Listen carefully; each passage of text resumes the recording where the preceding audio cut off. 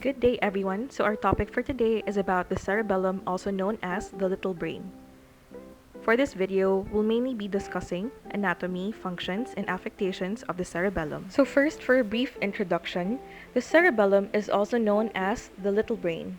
It is located posterior to the brainstem, and within the cranial cavity, it sits inferior and posteriorly.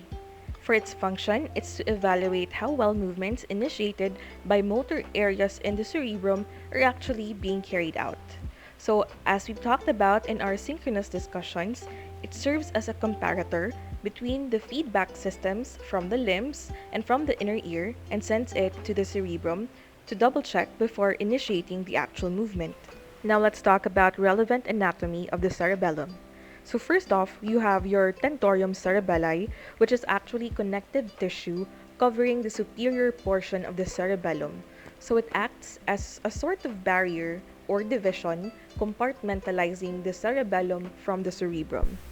The next structure we have is your transverse fissure, which divides the posterior cerebrum from the cerebellum. Now let's move on to other structures.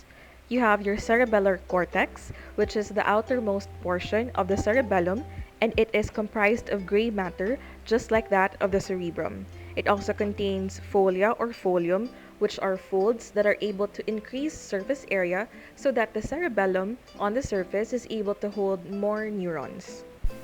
Also, upon the sagittal cross-section of the cerebellum, you will be able to see white branch-like structures called the arbor vitae, which are just myelinated portions of the neurons found within the cerebellum. So this is the white matter inside the cortex, gray matter of your cerebellum.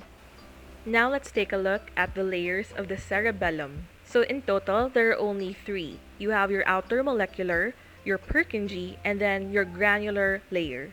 If you compare this with that of the cerebrum actually has 6 layers in total, making it much more thicker and therefore able to hold more neurons on the surface as compared to that of the cerebellum.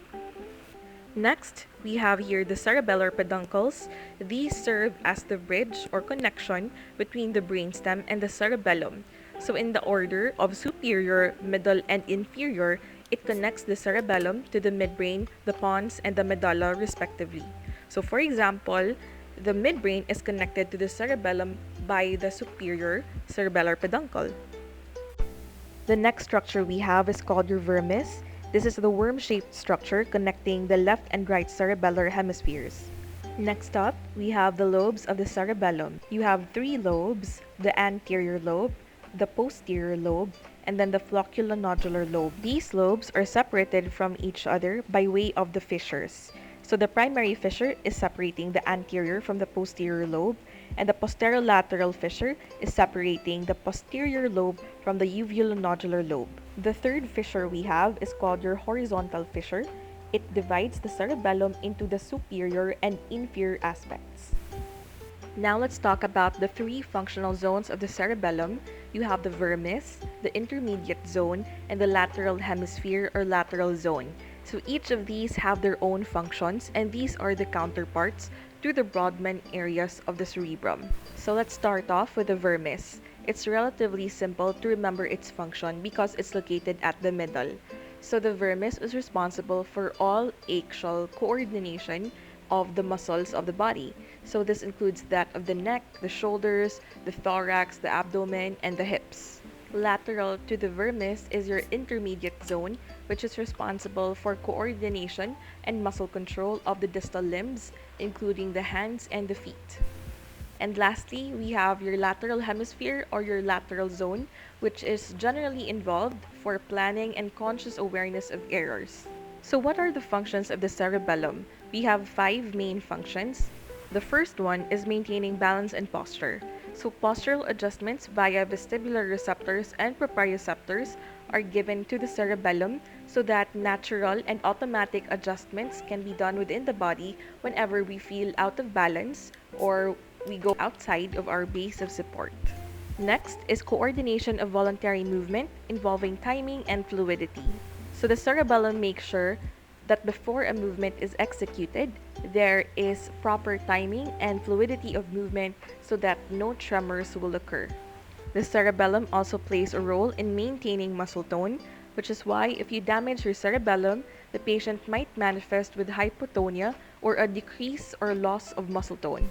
And lastly, we have the motor learning and planning. The cerebellum plays a role in adapting and fine-tuning through trial and error. So whenever you try to perfect a skill or movement pattern, it is the cerebellum that learns to get rid of certain patterns for trial and error until you perfect the execution. Now let's learn more about the individual lobes of the cerebellum. So first, you have your anterior lobe, also known as your spinocerebellum or your paleocerebellum. Its functions include execution of progressive movements and muscle tone, which is why if you damage this area, you might manifest with poor muscle control, proprioception, and a possible hypotonia or loss of muscle tone. Next, we have the posterior lobe, also known as the cerebrocerebellum, neocerebellum. This is also known as the largest and the newest lobe because it is the last to form upon fetal development. Its function mainly lies with coordination. Damage to the posterior lobe and the patient might manifest with the following. You have dysdiadocockinesia, which is the inability to perform rapid alternating movements, and then you have dysmetria, which is either overshooting or undershooting of a target. Next, you have dyssynergia, which is sort of like decomposition of movement, wherein there is an inability for the body to co-contract or to sequence certain muscle contractions as needed. And then you have your rebound phenomenon, wherein if you resist a certain movement, let's say elbow flexion, and you suddenly let go, the patient might not be able to hold back the limb from further flexing and might hit their face or shoulder. Then you have intention tremor, which is tremor that gets activated when the patient is nearing the target. So for example, if I were to reach for a cup of coffee, the closer my hand gets to the cup, the stronger the tremors will be. Next, you have difficulty planning or initiating movement. Lastly, we have your flocculonodular lobe, also known as your vestibulocerebellum, archicerebellum, and this is also known as the oldest and the most primitive lobe because it is the first in fetal development in the structure of the cerebellum. For its functions, you have equilibrium, balance, eye movements, and vestibular reflexes. So if this lobe gets damaged, the patient might manifest with ataxia or gait ataxia or nystagmus or the rapid movement of the eye. So this is the end of our discussion for the cerebellum. Please take a look at the description box for a list of the links to the videos for the manifestations and the assessments so you can see them up close. Thank you and God bless.